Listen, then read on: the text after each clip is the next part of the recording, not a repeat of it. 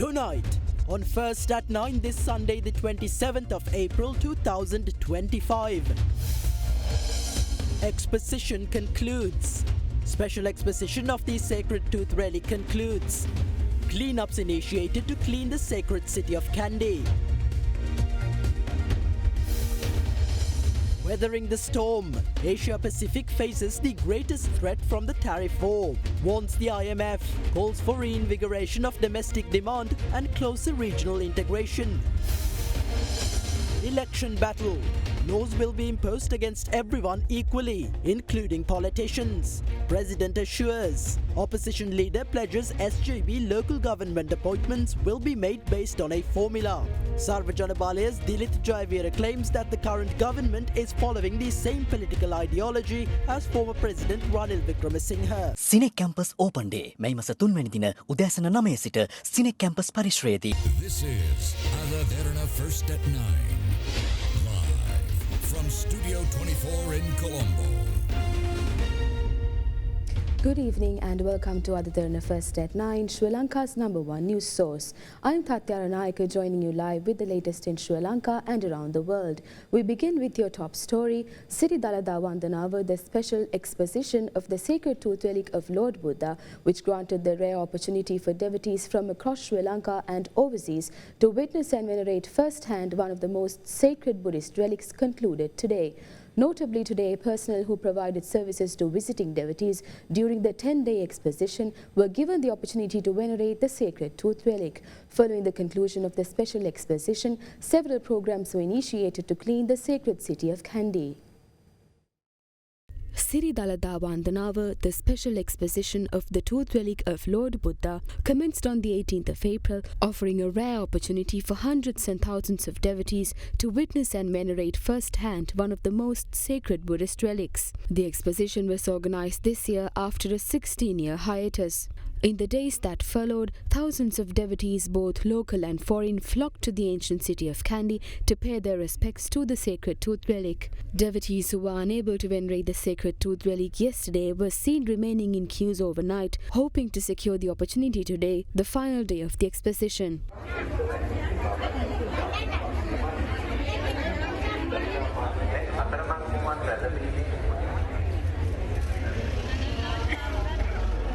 Meanwhile, police issued a special sticker to identify devotees who had remained in the queues since last night. Several groups also organized dansal for devotees waiting in long queues along the 3 access routes to the Temple of Tooth Relic. Special police checkpoints to monitor all vehicles entering the city were established at all entrances to the city of Kandy. As the final day of the Siri Dalada Vandanava arrived, devotees were allowed into the Temple of the Tooth Relic at 11 a.m. today, commencing the exposition.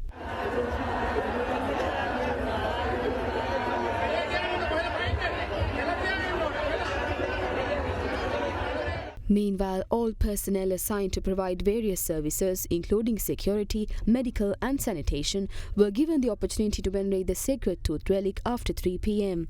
Many devotees arrived at the Temple of the Tooth Relic today with the hope of venerating the tooth relic, but they were not granted the opportunity due to time limitations. As Siri Dalada Vandanava came to a conclusion at 5:30 p.m., clean-up programs were initiated across the city of Kandy.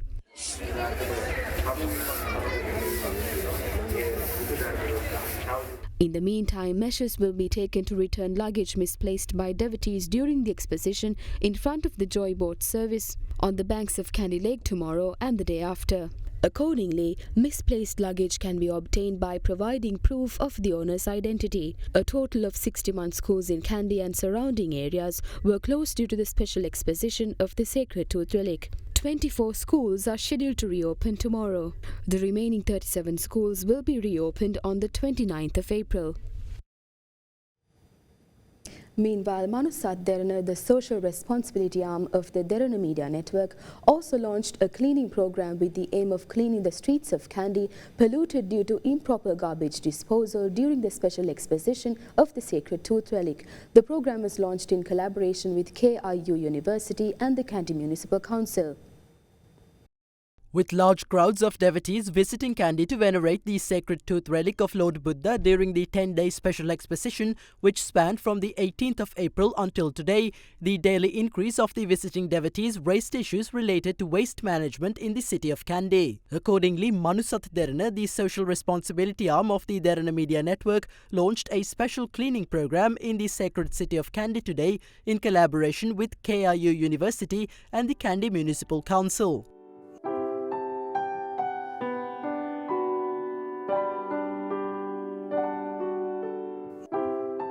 TV නාලිකාවක් විදිහට අපි හිතනවා ජනතාව මේ පිළිබඳව විශේෂයෙන් දැනුවත් කිරීම ඉතාම වටිනවා කියලා. සෝෂල් මීඩියා මේ වෙනුවෙන් අපි එකතු පහදු කරගෙන තියෙනවා ජනතාව දැනුවත් කරන්න.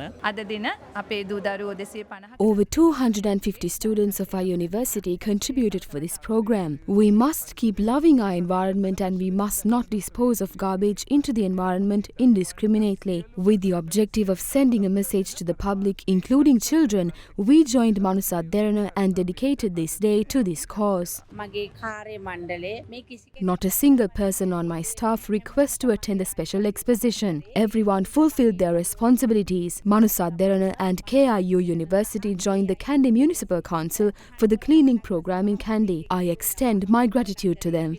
සිරි දළදා වන්දනාව අවසන් වෙනවාත් එක්කම මහනුවර නගරය යථා තත්ත්වයට පත් කරන්නට KIU විශ්වවිද්‍යාලයත් මනුසත් දෙරණ කාර්ය මණ්ඩලයත් මහනුවර මහනගර සභාවත් ඒකරාශී වෙලා මේ කරපු කටයුත්ත මහනුවර නගරවැසියන් හැටියටත් බෞද්ධ භික්ෂුන් වහන්සේලා හැටියටත් අපි ඊටාම අගය කොට සලකනවා. Today we have come to Kandy to join a ritual program relating to Buddhist community, and as a part of the CSR activities or social activities, we attended a program relating to clean up the city. All people should come forward and join in this type of social activities. Sri Lanka and the country would be in a better position in the future. We had been carrying out some sort of cleaning activities. We are very proud of being a part of this activity and hope that in the days ahead we'll be able to grow together.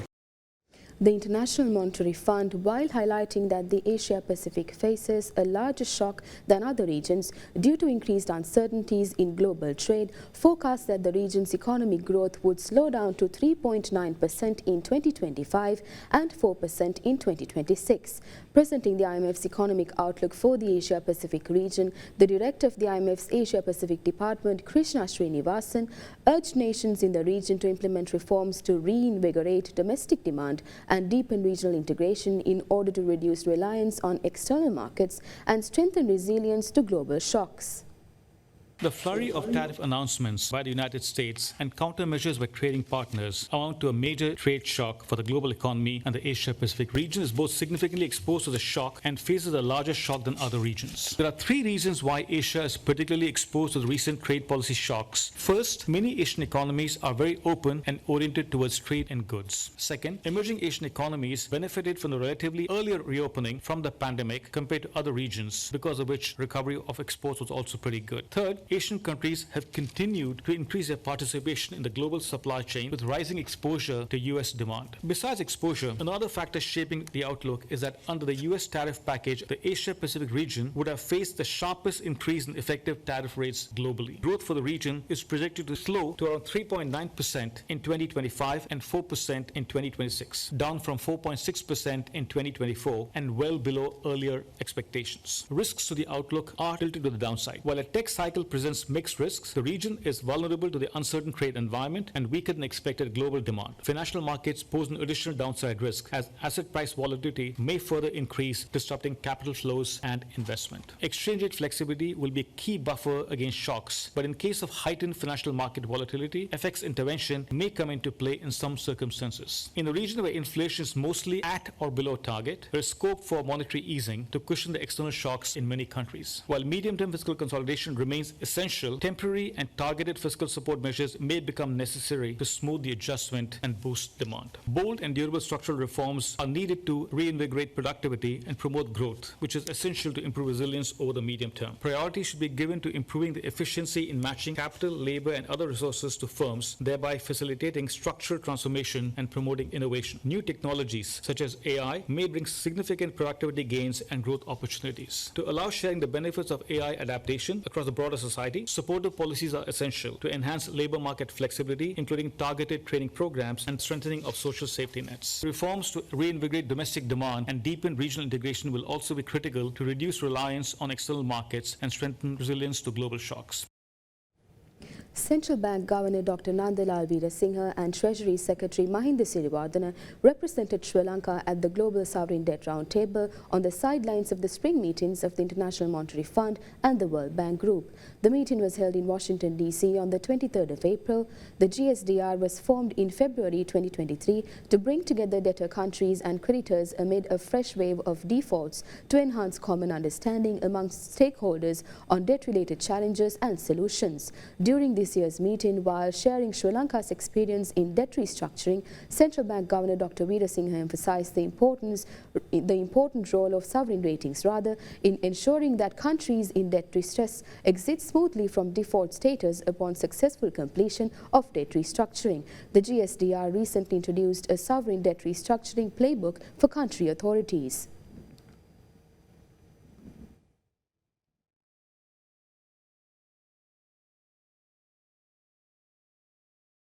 President Anura Dissanayake claims that the NPP government has upheld the concept of equality before the law for the first time in Sri Lanka. Addressing an NPP public rally in Beruwala today, the president stated that the government is ready to forego all privileges cabinet ministers and parliamentarians are entitled to in the interest of serving the people. Another NPP public rally themed "Outcome is Clear, Victory is Ours" in view of the upcoming local government election was held in Beruwala today under the patronage of President Anura Dissanayake. I was in Pudukkottai yesterday. There has never been a political rally with the participation of a president and such a massive crowd before in Pudukkottai. The people of Pudukkottai have trusted us and joined forces with the NPP. The law of the country used to treat people differently based on the wealth they acquired. A common citizen is not allowed to drive a motorcycle without registering it. But the ministers of the country import vehicles fraudulently even when it is prohibited. They drive vehicles without registering them and without license plates. They believe that the law will not be enforced against them. For the first time in Sri Lanka, a government treats every citizen equally under the law. As a result of that, 3 ministers who have been driving unregistered vehicles have been arrested. Another 3 are due to be apprehended. The President, the Cabinet of Ministers and the Parliament receive a number of privileges. The government is ready to let go of all of that. And we are ready to give every cent saved by the government to the people. That is how we will secure the funds for the salaries of the 30,000 new recruits in government service. We need 110 billion rupees to grant the salary increases provided to government employees just for this year. We need 330 billion rupees to increase the total salaries of government employees. We have formed a government that gives away all the saved money to the people. We are currently turning the country's path towards a bright future. We need a strong mandate from the people to continue this journey. Vote for the NPP on the 6th of May at the upcoming local government elections and prove the preference of the people.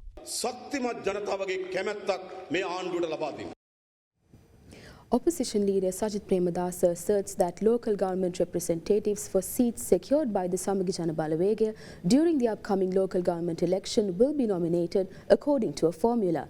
Addressing an SJB public rally in Homagama today, opposition leader Premadasa assured that the SJB's local government representatives will not be appointed based on personal connections or any other reasons. Another public rally of the Samagi Jana Balawegaya ahead of the upcoming local government elections was held in Homagama under the patronage of party leader of the opposition Sajith Premadasa. The country was handed over to Anura. They have not fulfilled any promises they made in their manifesto. I heard a minister say that the JVP government wrote a letter to President Donald Trump requesting the withdrawal of reciprocal tariffs for 90 days and that the tariffs were withdrawn because of the said letter. That statement is nothing but a lie. Later on, they said a delegation was sent to the United States for discussions. They said a joint statement will be released soon. What is the statement that they issued? The JVP government issued a statement containing what they have in mind. How is that a joint statement? They are providing jokes to this country. Now the government is realizing that winning the election through this series of false promises is not an easy task. Only a few days remain to ensure that we emerge victorious in this division. Local government representatives will be appointed according to a formula. Local government seats will be allocated at the all-island level based on the percentage of votes secured in their respective polling division. Seats on local councils will not be granted based on personal connections or any other reason. Leader of the Sarvajana Balaya MP Dilip Jayavira claims that NPP government is continuing the same political pattern of the previous government of former President Ranil Wickremesinghe. Speaking at a public gathering in Balasmulla, Jayavira emphasized that the citizens must send a message to the current government condemning its deception during the upcoming local government elections. Another public gathering organised by the Sarvajana Balaya in view of the upcoming local government elections was held today at Kirama Balasmulla under the patronage of party leader parliamentarian Dilip Jayavira.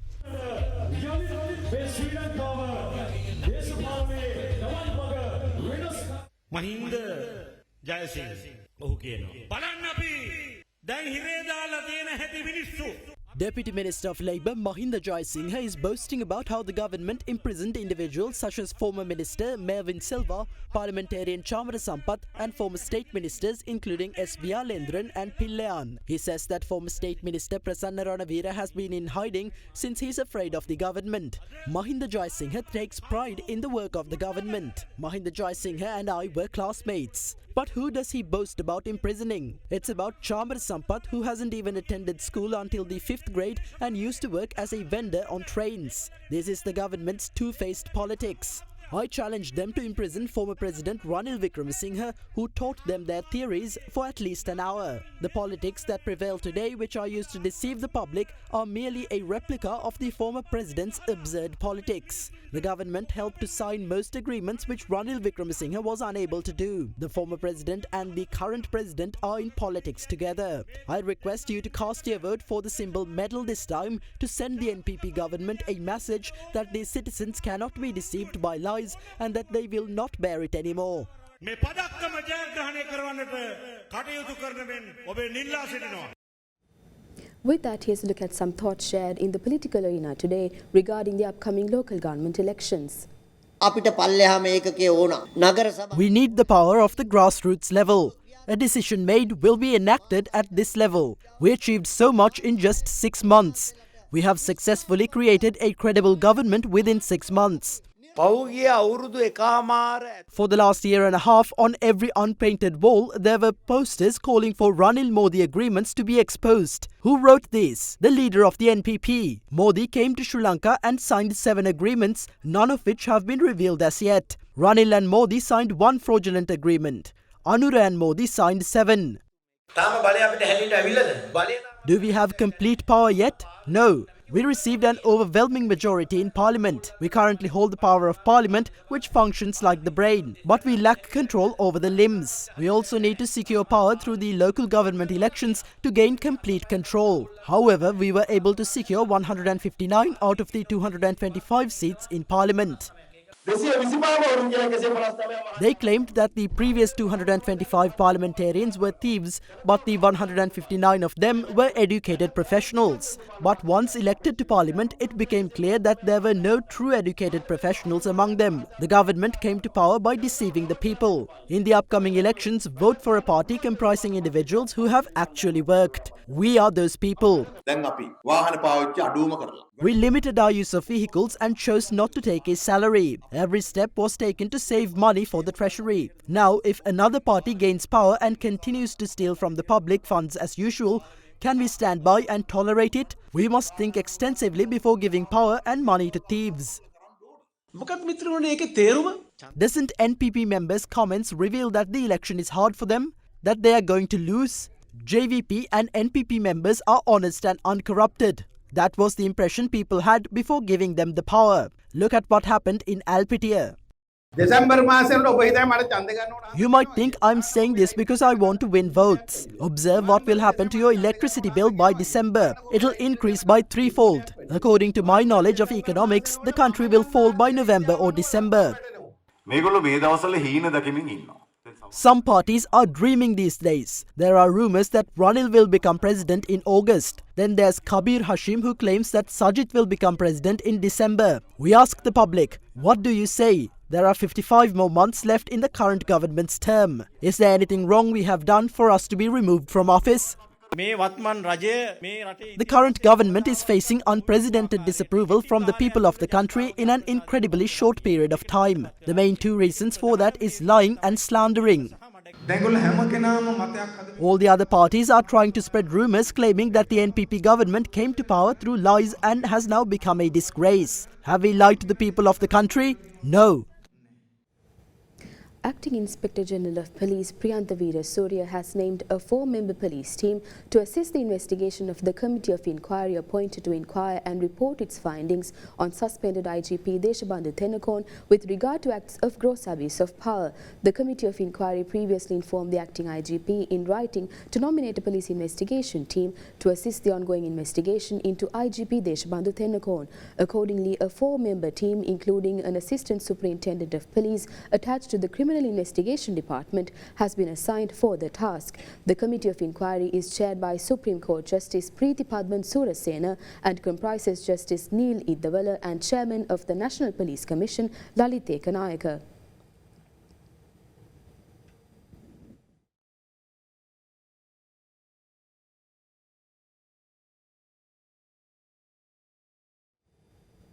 With the release of the results of the 2024 GCE Advanced Level Examination, the Department of Examinations announced that out of the 274,361 candidates who faced the examination, 177,588 are qualified to apply for university entrance. However, Commissioner General of Examinations Amit Jayasundara noted that a concerning 10.66% of candidates have failed all 3 subjects. Results of the 2024 GCE Advanced Level Examination that was held from the 25th of November to the 31st of December last year were released yesterday. Out of the 22,774 school applicants and 51,587 private applicants who faced the 2024 Advanced Level Examination, 177,588 qualified to apply for university entrance. Senali Chamatkarana Singha, a student of Ratnavali Balika Vidyalaya, Gampaha, secured the best results in the art stream.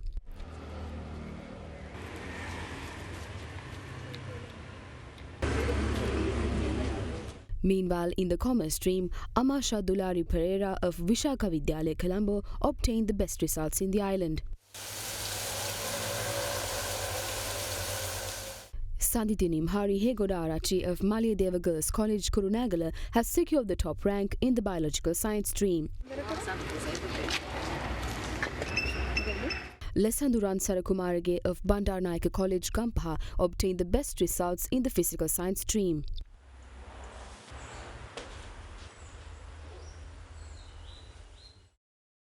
In the Biosystem Technology stream, Netminawo Dyamara Singha of Lanka Central College, Kurunagala, scored the best results. Kavya Ravihansa of Mayurapada Central College, Naramala, obtained the best results in the Engineering Technology stream. Meanwhile, Commissioner General of Examinations Amit Jayasundara noted that a concerning 10.66% of candidates who faced the 2024 Advanced Level Examination have failed all 3 subjects. 66.73% of candidates are qualified to apply for universities. 9,457 have managed to secure A passes for all 3 subjects. The number of students who have failed all 3 subjects despite obtaining education for a span of 2 years stands at a concerning value. This figure, similar to previous years, stands at 29,244. This accounts for 10.66% of the total number of candidates. We are of the view that the education sector must pay attention to this. The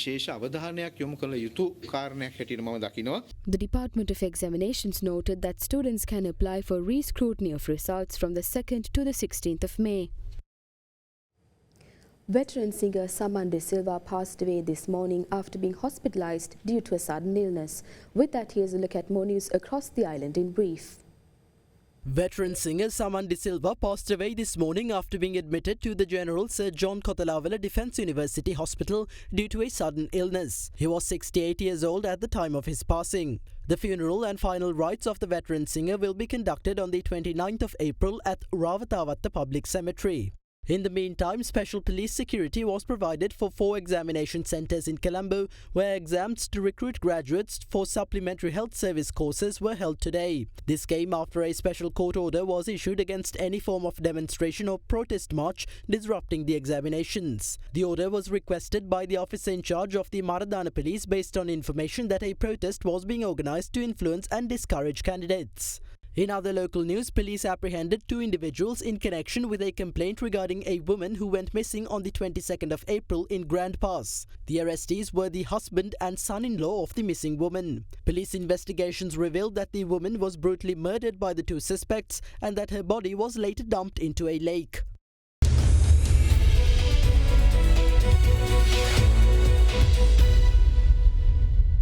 Now in your business news, the Colombo Stock Exchange announced the launch of GSS Plus bonds regulatory framework to the Sri Lankan capital market with effect from March this year, in line with a broader, more inclusive approach and evolving global standards.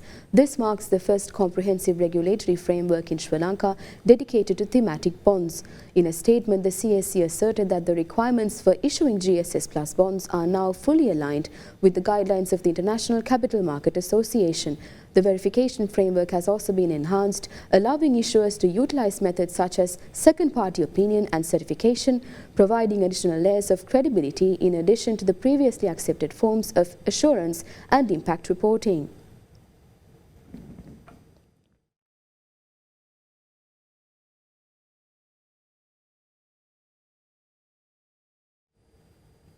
South Korea's industry minister said that Seoul plans to approach trade talks with the United States calmly and cautiously. After returning from a meeting in Washington, D.C., the industry minister stated that the negotiations were off to a good start, but South Korea will closely monitor the progress in trade talks between the U.S. and other countries.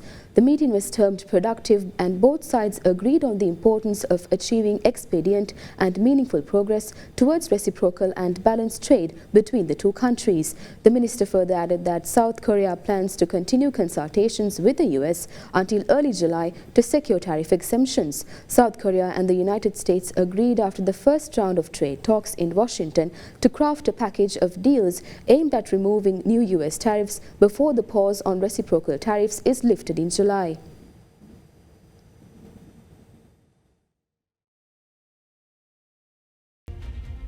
And with that, we wrap up tonight's edition of Other Derana First at 9. Thank you. Have a great night.